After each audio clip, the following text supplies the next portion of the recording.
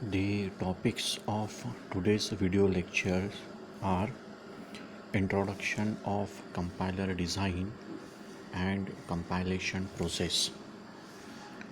Now first we will discuss introduction of compiler design.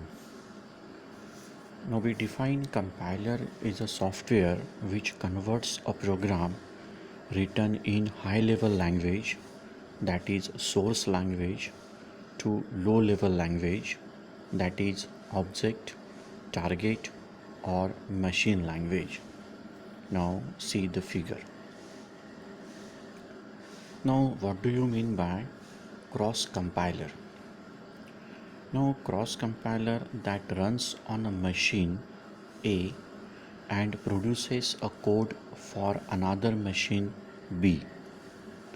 It is capable of creating code for a platform other than the one on which the compiler is running. Now, what do you mean by source to source compiler? Now, source to source compiler, also known as transcompiler or transpiler. Now, we define source to source compiler is a compiler that translates source code written in one programming language into source code of another programming language. Now next topic is language processing systems using compiler. We know a computer is a logical assembly of software and hardware. The hardware knows a language that is hard for us to grasp. Consequently, we tend to write programs in high level language that is much less complicated for us to cumbersome and maintain its thoughts. Now these programs go through a series of transformation so that they can readily be used machines. This is where language produced systems come handy. Now see the figure. Now in this figure there are the number of parameters we will discuss one by one. The first is high level language. Now if a program contains hash define or hash include directives such as hash include or hash define, it is called high level language. They are closer to humans but far from machines. These hash tags are called preprocessor directives. They direct the preprocessor about what to do. The next parameter is a preprocessor. The preprocessor removes all the hash include directives by including the files called file inclusion and all the hash defined directives using micro expansion. It performs file inclusion, argumentation, microprocessing, etc. Next parameter is an assembly language. It's neither in binary form nor high level. It is an intermediate state that is a combination of machine instruction and some other useful data needed for execution.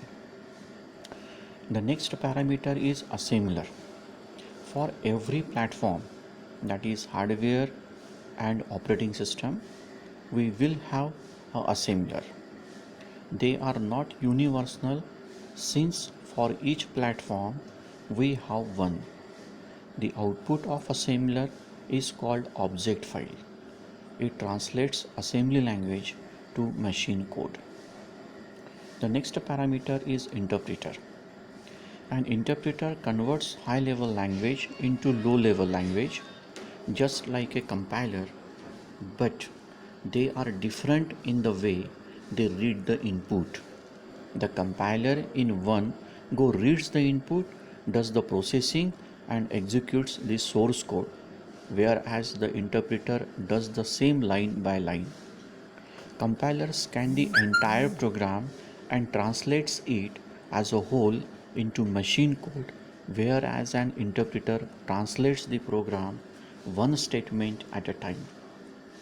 Interpreted programs are usually slower with respect to compiled ones.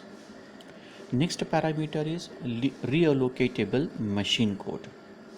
It can be loaded at any point and can be run. The address within the program will be in such a way that it will cooperate for the program moment.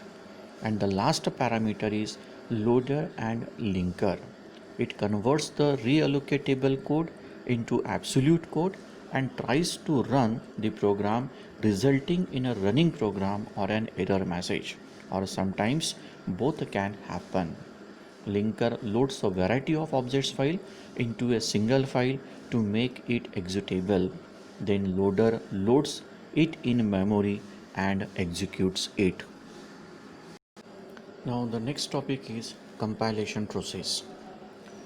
Now we define compilation process is a sequence of various phases such as lexical analyzer, syntax analyzer, semantic analyzer, intermediate code generator, machine independent code optimizer, code generator, machine dependent code optimizer.